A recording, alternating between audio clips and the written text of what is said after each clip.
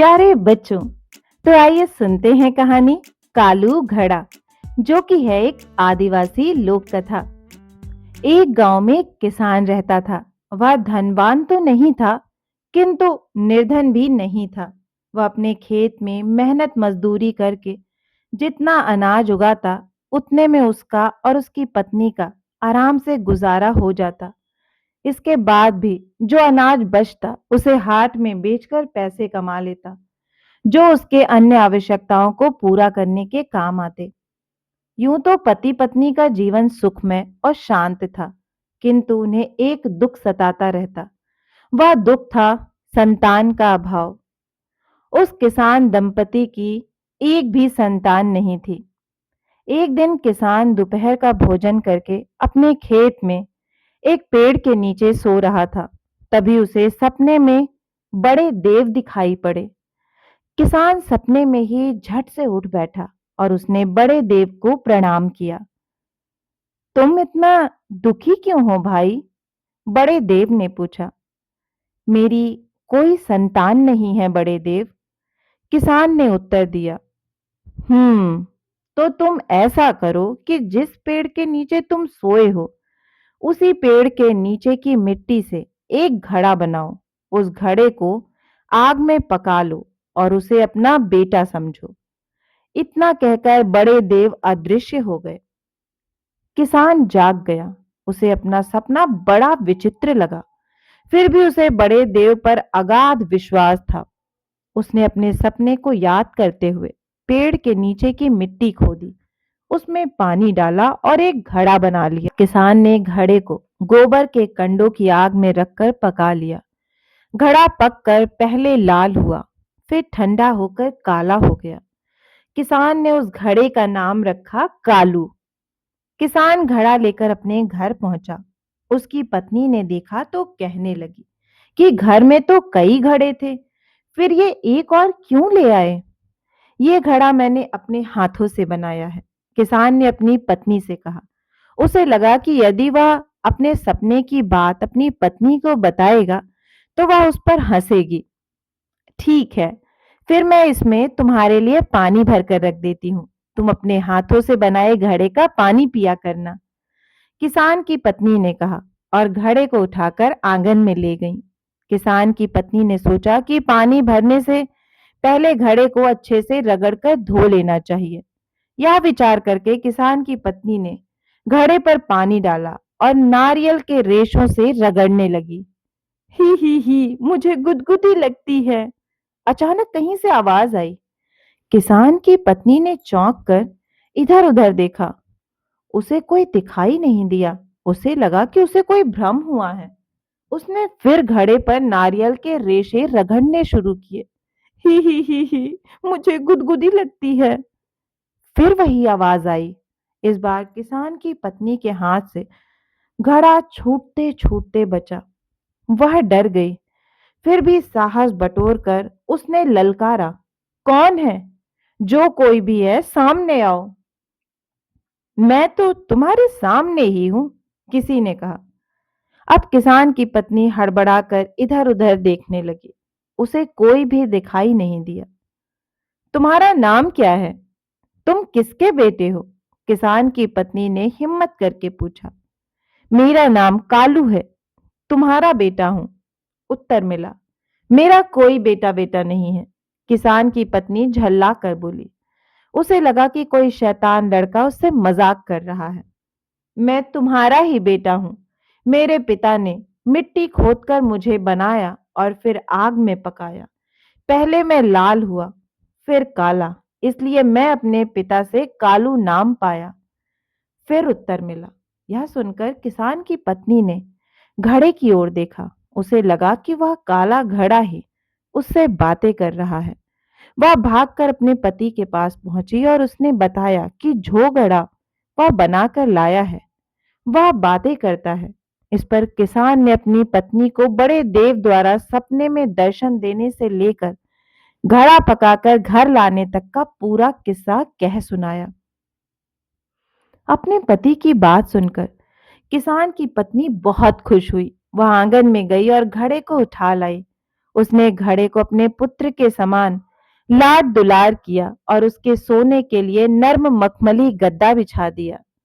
उस दिन के बाद से किसान दंपत्ति के जीवन में खुशियां आ गई। वे उस काले घड़े को अपने पुत्र की भांति पालने लगे। किसान की पत्नी उसे कभी दूध भात खिलाती तो कभी पानी भात। कालू भी अपने माता पिता से बोलता बतियाता। धीरे धीरे कालू बड़ा होने लगा। उसका पेट भी बड़ा हो गया। वह और अधिक गोल मटोल दिखने लगा। एक बार खेत में फसल पकने पर किसान और उसकी पत्नी अनाज काट रहे थे। उसी समय बादल घिर आए। तेज वर्षा होने की संभावना दिखाई देने लगी। किसान जल्दी जल्दी अनाज बटोरने लगा। वह अनाज बटोरता और दौड़कर अपने घर में अनाज के कोठे में रखा था। किंतु इस प्रकार वह थोड़ा थोड़ा अनाज पहुंचा पा रहा था। उसे लगा कि इस तरह वह पूरा अनाज सुरक्षित नहीं कर पाएगा। आज अगर मेरा सचमुच का बेटा होता तो मेरा हाथ बटाता। किसान दुखी होकर बड़बड़ाया। आप चिंता न करें पिताजी, मैं हूं ना आपका बेटा। आप मेरे पेट में अनाज भर दें और मेरे मुंह को कपड़े से बांध दें। फिर देखिए कि अनाज पहुंचाता हूं। कालू घड़े ने किसान से कहा। तुम ऐसा कर सकोगे? किसान ने अविश्वास से कहा। आप मुझ पर भरोसा रखें, अनाज का एक दाना भी खराब नहीं होगा। कालू घड़े ने कहा। किसान ने कालू की बात मानते हुए उसके पेट में अनाज भर दिया और उसके मुंह को कपड़े से अच्छी तरह बांध दिया। इसके बाद कालू लुढ़कने लगा। वह लुढ़कता लुढ़कता घर जा पहुंचा। किसान भी उसके पीछे पीछे घर गया और उसने घड़े से अनाज निकालकर कोठे में रख दिया। इस प्रकार एक ही बार में सारा अनाज खेत से कोठे में पहुंच गया। कालू घड़े के इस काम से किसान और उसकी पत्नी बहुत खुश हुए। वे कालू को पहले से भी अधिक पुत्रवत प्यार करने लगे। उसी गांव में परसू भी रहता था। उसे दूसरों के काम में टांग अड़ाने में बहुत आनंद आता था। वह जिसके पास जाता उसे कोई न कोई चिंता का विषय सौंप आता। एक दिन परसू किसान के पास पहुंचा। भैया, तुम्हारा बेटा तो अब बड़ा हो गया है। परसू ने किसान से कहा। हाँ परसू, तो अब इसका विवाह नहीं करोगे क्या? इसका घर बसाने का विचार नहीं है क्या? परसू ने किसान से पूछा, जबकि परसू जानता था कि कालू तो एक घड़ा है, वह भी काला घड़ा। भला काले घड़े से कौन लड़की विवाह करती? करना तो चाहता हूं, लेकिन कोई लड़की इससे विवाह नहीं करेगी। किसान ने दुखी होते हुए कहा। बस परसू यही तो चाहता था कि किसान को दुख पहुंचे और वह अपने उद्देश्य में सफल हो गया। बात तो तुम ठीक कहते हो भैया। मुझे तो यह सोचकर बुरा लगता है कि तुम पोते पोतियों का सुख नहीं पा सकोगे। परसू ने कहा और अपने रास्ते चलता बना। परसू तो चला गया, लेकिन किसान के मन में फांस चुभ हो गया। किसान को यह सोच सोच कर दुख लगने लगा कि एक तो उसे पोते पोतियों का सुख नहीं मिलेगा, दूसरे उसके मरने के बाद कालू की देखभाल कौन करेगा। इसी चिंता में किसान बीमार पड़ गया।